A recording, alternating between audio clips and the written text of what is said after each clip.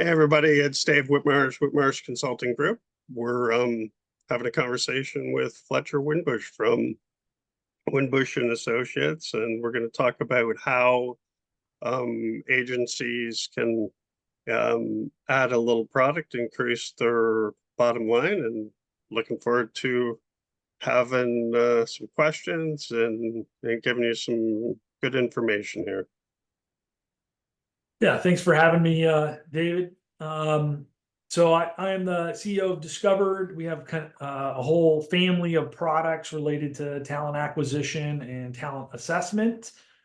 So as you can see on my backdrop there, recruitment automation, attract and assess is kind of the theme, right? How do you fill your funnel of great folks, and then how do you determine who's going to be successful on the other side of that?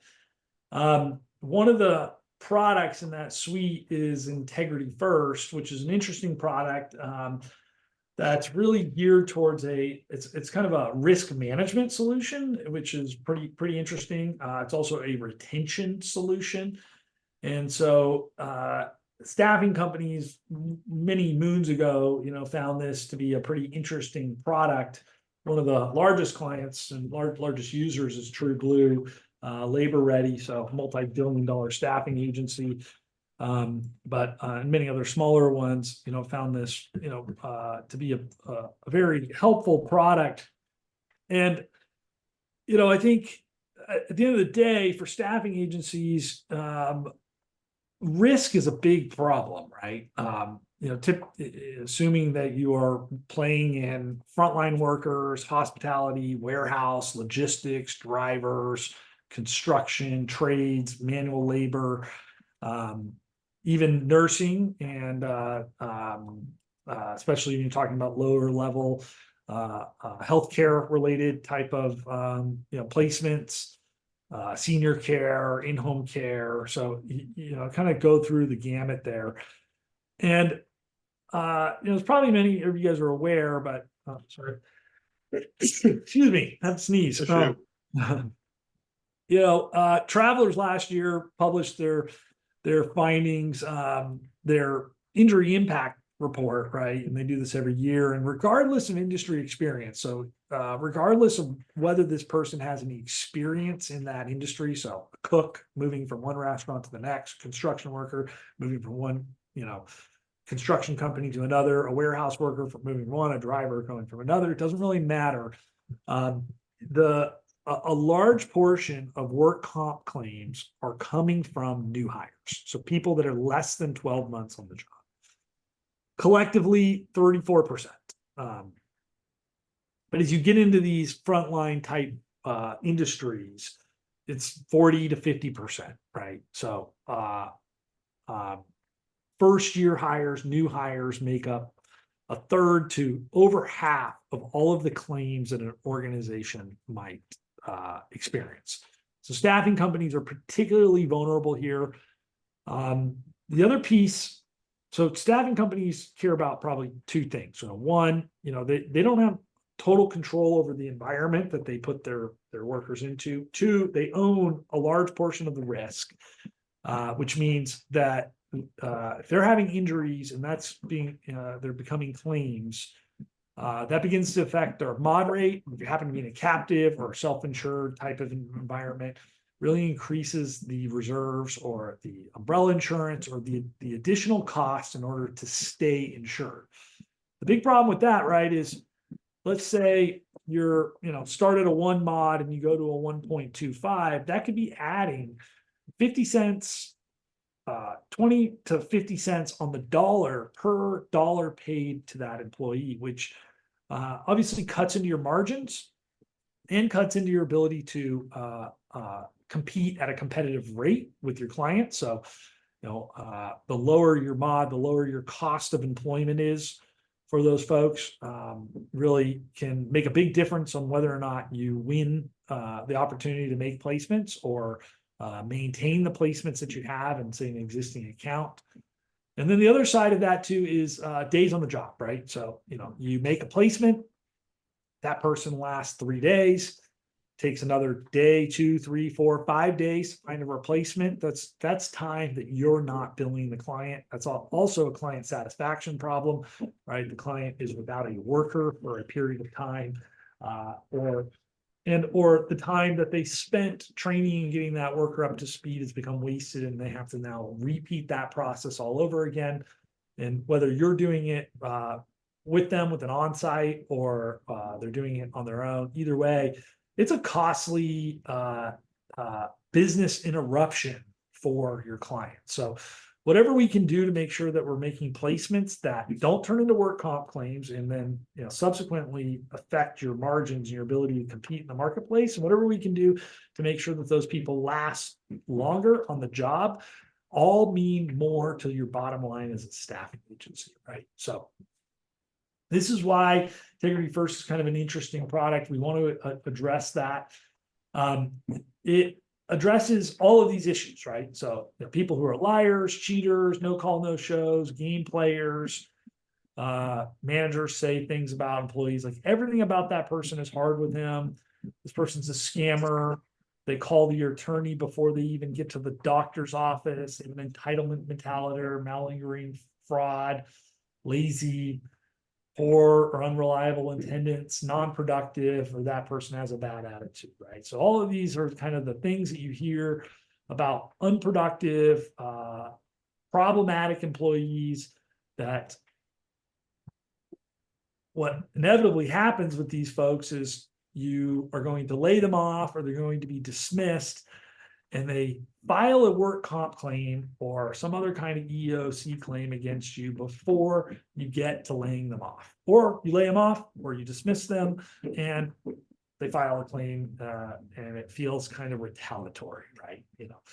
Even though they were exhibiting all these bad behaviors prior to that, and that's the reason why they're being let go, right? Big drywall contractor client made this remark once. It seems that personnel problems become work comp problems, and bad employees sure make terrible claimants. So the people that have all of these behaviors, when they become a claimant, they don't work with the TPA, they're not cooperative in going back to work, they call their attorney before they even get to the doctors, they do all sorts of things that make our life very, very difficult. So yeah, it's a big deal, right? So new hire claims, through the roof. Some stories, again, if you're in staffing, you have heard these stories, right? This is working with a large senior care provider, one of the largest in the country as a user of the product. But some of the claims that they were dealing with. So Anna, while giving patient care, she noticed pain in her shoulder, became a $100,000 open and still open to this day claim. She was only 41 days on the job, reported the claim after her supervisor asked her to work overtime. Feels a little retaliatory, could not describe the incident or where she injured herself. The diagnosis was a rotator cuff, a bunch of other shoulder related issues. That these are very, very expensive claims. They don't get resolved easily. And in hindsight, in many cases, we don't have this information, but ISO score is an insurance rating on an individual. It's about their past history with work comp claims. And so 999 is high as you go. So that means this person has a history of filing work comp claims over and over and over and over and over again. And, should you be able to hire based on this information, you probably would not hire this person, because you basically guarantee to get a work comp claim. Well, this is, again, what tools like IntegrityFirst help prevent. The stories go on. This one is, pretty ridiculous. Paul, employee, this is like real, straight from the claim files, like not made up stories, right? The names are changed to protect the innocent, but he accidentally spills liquid on the floor, slips and falls, $48,000 open claim, just 30 days on the job. He instructed a dietary agent to mop the floor, and then in front of everybody walked over the wet floor, slipped, fell, injured his left leg, arm, shoulders, head. He had a trip plan to go abroad to see his family. The month following his injury, he had asked for this time off. He had been a brand new employee, wasn't really entitled to any PTO, and ultimately terminated for personal issues. So it's just a, kind of a never ending here. This one is crazy. Struck on the head by plastic lid on ice machine. You can imagine, like, those ice machines at a hotel, like you open the thing, it's got that plastic lid. It's, not very heavy. You go stick your head in there, you scoop out your ice and it bonks you on the head, and $50,000 claim, right? 9 months, had a traumatic brain injury 3 years earlier, has had multiple concussions since, has had multiple disruption in her employment, including reoccurring illness, had a hand strain, while on a cruise, not at work, and was out for 2 months, concussion disorder, had to ease back into work, starting at 4 hours per week, increasing by 2 hours per week. So imagine having a worker where you have to manage their workload. So you have to give them a job, you have to give them work to do, you have to pay them full time, and they can only work 4 hours a week. Otherwise, you're in violation of their kind of order. And you can only increase their workload by 2 hours per week. So on top of all the things the manager has to deal with, they have to accommodate this person, and they have to make sure that they're following the letter of the law and the rules associated with that. And this problem is a big, giant problem. She ultimately, once had been given notice of the discontinuance of her benefits, she filed another claim for the injury to the hand that had happened previously on the cruise, right? So these are the kinds of things, right? Warren Buffett, definitely an idol for me. He has famously said, in looking for people to hire, you look for 3 qualities: integrity, intelligence, and energy. And if they don't have the first item, the other 2 will kill you, right? Really smart, energetic people will find ways to game the system, right? So we want to be careful with those. Good news, there's a very simple, inexpensive tool to use to prevent these high-risk job applicants being further considered. Hiring process called overt integrity testing. What is overt integrity testing? It is a short 7-minute assessment that is in 27 different languages, most commonly used in Spanish and English, at a 5th grade reading language level. So, don't have to be super well educated to do this. The results are instant. The candidates come back as qualified or unqualified, and there's no need or requirement to share the results with the candidate. And it screens candidate for things like hostility, substance abuse, theft, and lying, aka faking. And these tend to be the root causes of why these people become work comp claims. And we know this because there is 1.5 million data points, scientific peer-reviewed journal article based on 550,000 data points that showed across a number of different organizations, and one of them being a large staffing agency, that the frequency of claims reduced by 48%, severity of claims by 19%, and the reduction of turnover by 30% on average across a wide variety of different industries. And so we know that when you implement this tool, that you will see dramatic decreases in these 3 metrics, which obviously make a huge difference for a staffing agency in terms of their ability to be profitable and competitive when going out in the marketplace. The tool is EEOC compliant and validated, so it requires that an assessment of any kind, an interview, anything that you do in the hiring process meet these 2 requirements: that it's non-discriminatory and or validated. And so IntegrityFirst is both. It's non-discriminatory and validated through numerous studies and a peer-reviewed scientific journal article with over 550,000 data points. So that was done recently in 2020. So it's really got an amazing amount of data points behind it. There's a whole bunch of different case studies, but here's a big company that does staffing for airport janitorial, like all of the kind of blue collar, dirty jobs, janitorial, and like heavy lifting type of jobs in the airports. But they had an 82% turnover rate, and they reduced that to improve that to a 49% retention rate on new hires, right? So talking about huge dollars in terms of retention, right? And then they looked at the reasons why. So, people were not being retained because of attendance, their contracts weren't being reviewed, they weren't returning from leave. Probably the biggest ones, right? Quit from notice, resign without notice, kind of the same thing. Company violation policies. So all of those plummeted, right? The big pest control company did a blind study.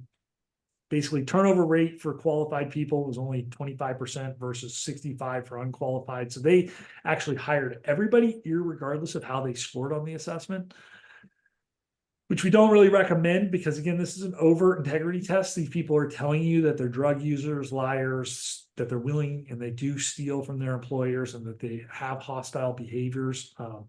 So obviously we want to avoid that behavior or hiring folks like that, period, because they're telling us point blank that they're doing these things. So all 75% of the at-fault auto accidents, unqualified candidates were much likely to quit without notice. The only injuries that became work comp claims came from people who were unqualified. So this is a very, very large staffing or pest control company. Just crazy, crazy stories, right? IntegrityFirst is that there are kind of two types of integrity assessments, covert and overt. This is an overt one, so it's self-admitting these people, and I'll show you some questions here in a sec. Covert would be more subtle type questions. So overt is just black and white, right? So for example, excluding pills you got from a doctor, prescriptions, which of the following drugs you use? If they tell you, if you ask this question in an interview and they're like, oh yeah, I do cocaine all the time, like, what would you do? Probably wouldn't hire them, I hope. Have you ever pretended to have a work injury in order to collect workers' compensation? Oh, only once, but David does it all the time, right? So, justifying it, right? How often do you be told to lie? So when we do the lying scale, there's 14 questions, and they really have to fail all of these questions in order for us to disqualify them. But if they keep telling you they've never told a lie, never done anything wrong, they've never upset anybody, they're not human beings essentially, then we know they're lying to us, and they're probably lying to us about these other things. It's kind of funny. I had a friend, he has a really, really small auto body shop, and he was looking to hire an entry-level auto body technician, and he gives them the integrity test, and the guy fails for faking, but nothing else.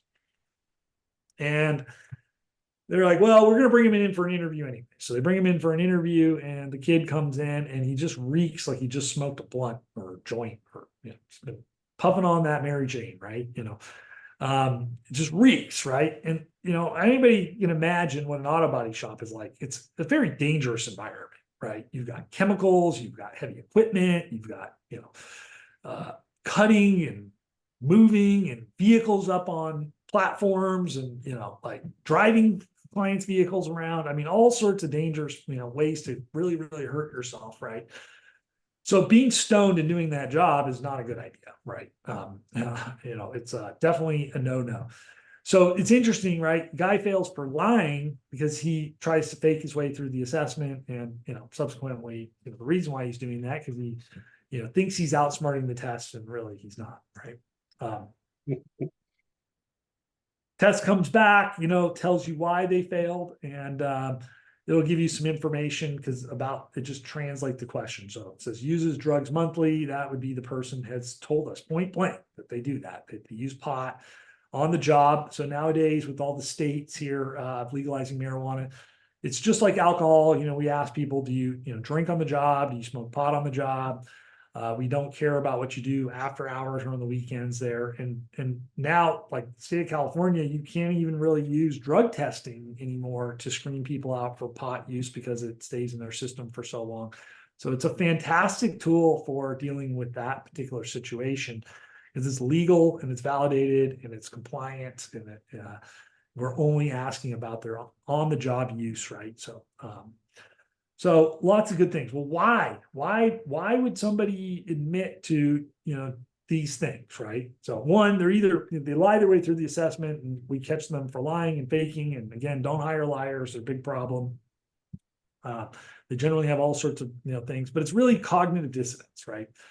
So best way to describe cognitive dissonance. So people they believe that something is okay or true, even though society or reality would say that that is bad to do, right? So think about, have you ever seen David, he's a Canadian, I think, right? Or maybe not, Dexter, maybe he's Oh yeah, yeah, I have seen it. yeah. The guy is a serial killer, right? Yeah, But he kills other bad guys, right? yeah. He's a good guy serial killer. Yeah. Yeah, good guy, a good serial killer, right? He justifies what he does through cognitive dissonance, right? Yeah, absolutely. So, um, more commonly, what about speed, right? David, you drive above the speed limit ever? Oh, I have done so many times in the past. Yes, But it's wrong. I sure do. It's against the law. Yep, and I even bought a vehicle that made it almost impossible for me to speed because I knew I had a problem. So You had a speeding problem. You really had to, engineer your way out of that there, right? that's right.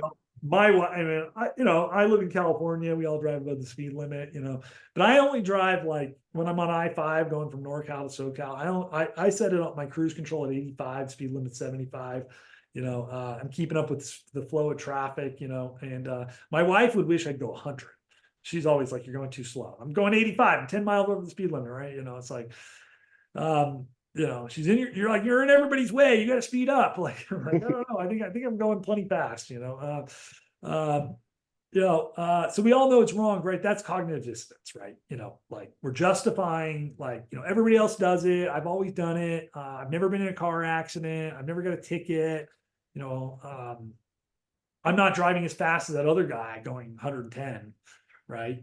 Like those kinds of things. Like, so those are, that's what drug addicts do, right? They will justify, like, I have to be stoned to get through the day, right? I function better when I'm high. I can't work without being high on opioids, right? Because if I don't take them, I'm going to crash, right? Or on meth, I'm more productive, right? Whatever the justification is there. Or stealing, like, well, the company has so much money and so many resources. If I take some tools home with me and sell them to my friends, like, I'm not hurting anybody, right? Yep. I need that money more than they do, right? Or it's only a free meal that I give away, right? Or I'm only, taking some office supplies, like, so, those are the types of things. Or, lying, I never do anything wrong. I've never made a mistake. These are the people that tell you what you want to hear, but then on the other end of things, do all the things you wish they wouldn't do, right? And hostility, heaven forbid, like that's just, bad, right? So people who think it's okay to settle their differences with, aggressive or physical behavior, right? Obviously we want to avoid those. Thank God only 1% of people fail for that, but across the board, the average non-qualification rate is 23%. If we implement this into your business, I can almost guarantee that you will be within a couple percentage points of this number. It's amazing how accurate these numbers are. It almost never fails, right? So it's all part of a healthy risk management plan. So there's lots of things that we need to do in order to have safe workplaces. We are not saying you shouldn't do those things. In fact, we're encouraging organizations to, have better return to work, better TPAs, have claim coordinators, have better systems for tracking and managing these things, better, physician, medical triage, just different tools to help, manage your claims and issues, and then better safety programs, right? But safety programs are difficult to implement and to execute, right? But these are things that you've got to have, and you got to get leadership and management buy-in, and it's got to be part of the business plan, right? So this is one simple thing that you can do in the very beginning of the process. So typically this is done at the point of application or immediately after engaging with a recruiter, unlike drug tests, background checks that have to be done as a condition of the offer. So one of the side effects of using a tool like this is, I don't know, the numbers are something like 4 to 5% of people fail drug tests as a post offer or as condition of an offer. We see those numbers go to sub 1%. So nothing's more heartbreaking than thinking you've made an offer, you've got a guy or gal ready to start next Monday, send them to the clinic, they pee in the cup, and the clinic call you and say, this person failed, and now you cannot start them on Monday. You have to start your whole process over again, find somebody else, find a replacement. I mean, there's nothing more frustrating than that, right?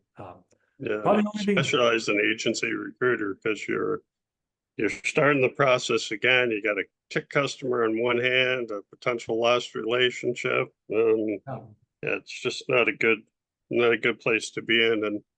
And pretty much every Monday, if you have a bunch of recruiters on your Facebook page, yeah, you'll see some meme that pops up on their that they'll post saying, "I can't believe my candidate, did something today," right?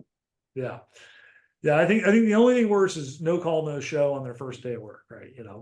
That failing a drug test in that onboarding process is definitely a heartbreaker for a recruiter, and for a manager or an organization, it's an extreme inconvenience, right? And again, as you mentioned, that tarnishes your relationship as your staffing partner, right? So the results often are equal to or greater than all of these other programs combined. When you combine them with all of these other best practices, organizations see tremendous results, right? Organization that once had a $150 million claim program, lots and lots of employees, obviously, has now shrunk that to under 40 million over the course of many years. But this was all part of that program, and they didn't include integrity testing until the last couple of years, and they saw same kind of numbers. They were at like 38% of their claims were coming from new hires. That plummeted into the low teens, like 12 or 13%, right? So they had done a decent job of implementing these as best they could, and then they implemented that, and they saw a 300% reduction, in terms of number of claims, right? So, happy to answer any questions. I mean, I can drop in the chat here, and my booking link if you want to know more, or do a pilot. Pilots are great ways to do this. The easiest way to figure out if this is going to work for you is screen a few hundred candidates over the course of a week or two or month, and you'll see the fail rates be around 20-23%, and you'll know that you dodged a lot of bullets, and then you can continue on with your other processes to make sure those people are fits. But yeah, fantastic tool, so super simple, easy to get candidates through it, especially with softening job market. It's really time. Employers are definitely focused more on quality now than the quantity, or just getting a warm body compared to 2 years ago, right? Yeah. Very good. And from an agency standpoint, Fletcher, it's pretty anonymous, right? Yeah. They can mark it up, all those sorts of things happen so that it's not necessarily a cost to them. It could be a way to increase your revenue. Yeah, they can. I mean, some resell to their clients, when they're in deep partnership. But they're agencies are paying, some are paying sub $1 per candidate assessed, it's maybe as high as $5 or $10 for a smaller agency that does less volume. All right. So it's ultimately it works out to somewhere between $10 to $50 per hire is typically what it kind of mass out to. So cheaper than a drug test or a background check in many cases. Also saves you money in that area. Obviously, reducing work comp claims really has a huge impact on your XMOD or your captive or your reserves that are required in order to maintain your work comp insurance, which has huge growth in, if you're in a captive or self-insured group, every dollar in reserves that you need to keep to manage your claims is preventing the organization from reinvesting in their business and growing their business. Obviously, it's an XMod problem. That's just, adding 10, 20, 30, 40, 50 cents on the dollar to the cost of employment, which really makes it difficult to compete and cuts into margins considerably. And then the other side is retention. Again, if your average placement's only lasting 30 days and you can extend that to 45 days, A, that's a better quality of service, but B, that's better, more reliable revenue for you in gross profit for a staffing agency. So there's huge, huge benefits, right? From a bottom line perspective, for a relatively small investment. And, it's just, it's kind of a no-brainer. It's amazing. But large organizations need to spend time adopting it, right? Totally. Perfect. So if you're listening to this, you'll see below that there's ways to connect with Fletcher, including his calendar link and email address. So feel free to do so. And like I said, it might be a good opportunity for a pilot. It might be a good opportunity to put into your organization from a best practice standpoint. If they're in certain industries, blah, blah, blah, whatever it might be, but definitely reach out and see if it's something that works for you. Yeah, if you're a staffing agency and you care about the quality of the work being done, and you care about being a profitable staffing agency, this is an interesting tool to look at. More staffing agencies fail due to out of control work comp claims than any other reason, right? Yeah, and like you said earlier too, Fletcher, that a warm body a couple of years ago was all that it takes. Well, if the economy does shift, and they're leveraging a few different agencies, then you're now going to be evaluated on a number of different ways. And if you have something like this that can really help them manage their workers' comp, help them the quality of hire, right? the quality of hire, workers' comp, the time to get that person up and running into a job if you don't have to wait for them right in the beginning of the process, if you can just weed them out then. So there's lots in it for you. So value that relationship you have with your customer, and they're more likely to value you when the economy turns around a bit. Yeah. All right. Well, great. I'll see you soon here, David. We should get a call scheduled for Monday. I don't know what your schedule's like then, but Yeah, let me just stop recording here.